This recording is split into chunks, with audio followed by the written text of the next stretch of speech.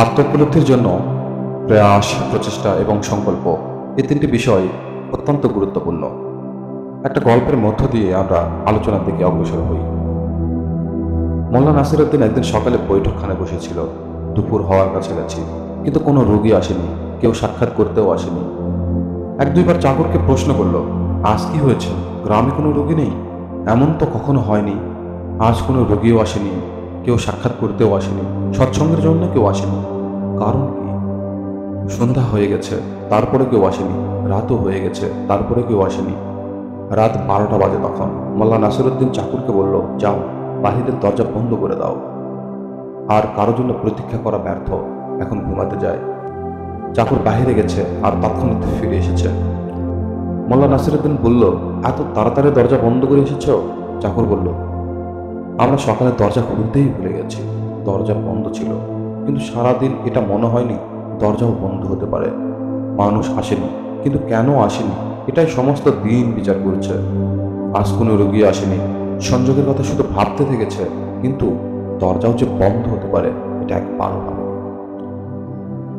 আমরা যে মন নিয়ে বসে আছি, সে দরজা বন্ধ পরমাত্মার দিকে আমরা সবসময় তর্ক করতে থাকি, কেন আজ পর্যন্ত পরমাত্মার অনুভূতি হয়নি। ভাবতে থাকি, দুষ্কর্ম করেছি, পাপ করেছি, আমার ভাগ্য নেই, পরমাত্মার কৃপা হয়নি। সব চিন্তা করতে থাকি সমস্ত জীবন ভর সেটাই, কিন্তু কখনো উঠে দেখি না এমন তো নয় দরজাও বন্ধ হতে পারে, যেখান দিয়ে পরমাত্মা আসতে পারে। আমরা হাজারো তর্ক মনে করি এই কথাকে লুকানোর জন্য যে দরজা বন্ধ। তুমি যতই পাপ করো, তুমি এতটা পাপ কখনোই করতে পারবে না। পরমাত্মার কৃপা থেকে বঞ্চিত থাকো। মানুষের এতটা সামর্থ্য নেই অতটা পাপ করার। পরমাত্মার কৃপা সর্বদাই তোমার পাপ থেকে বেশি। এ ভ্রমে তুমি থেকো না অনেক পাপের কারণে পরমাত্মার সঙ্গে মিলন হচ্ছে না। এই ভ্রমেও থেকো না তোমার ভাগ্য নেই। কেননা আবার কোন বিষয় তোমার ভাগ্য নিশ্চিত আছে নিয়তি সেটা পরমাত্মার সঙ্গে মিলন, বাকি সব কিছু অ্যাক্সিডেন্ট।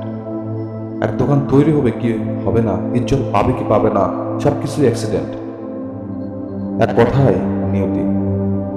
কেননা আবার কোন বিষয় তোমার ভাগ্য নিশ্চিত আছে নিয়তি সেটা পরমাত্মার সঙ্গে মিলন, বাকি সবকিছু অ্যাক্সিডেন্ট। এক দোকান তৈরি হবে কিনা, ইজ্জত পাবে কিনা, সবকিছু অ্যাক্সিডেন্ট।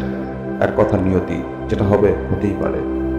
তুমি জন্ম জন্ম বাধা দিতে থাকো, কিন্তু যেটা হবে সেটা প্রভুর সঙ্গে মিলন। তোমার ভাগ্য কোনো বাধা নেই, শুধু এক কঠিনতা, তুমি কখনোই সেই দরজা দেখো না যেটা বন্ধ হচ্ছে।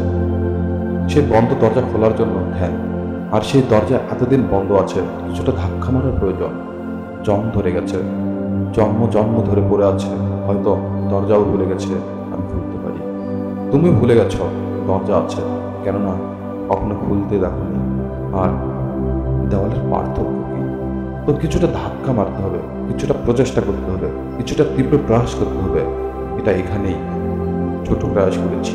এই ছোট প্রয়োগ তুমি না করতে পারো, হতে পারে এটা মহান প্রয়োগ, হতে পারে যদি তুমি করো। পরমাত্মার উন্নতির জন্য প্রচেষ্টা, প্রয়াস, সংকল্প থাকা অত্যন্ত জরুরি।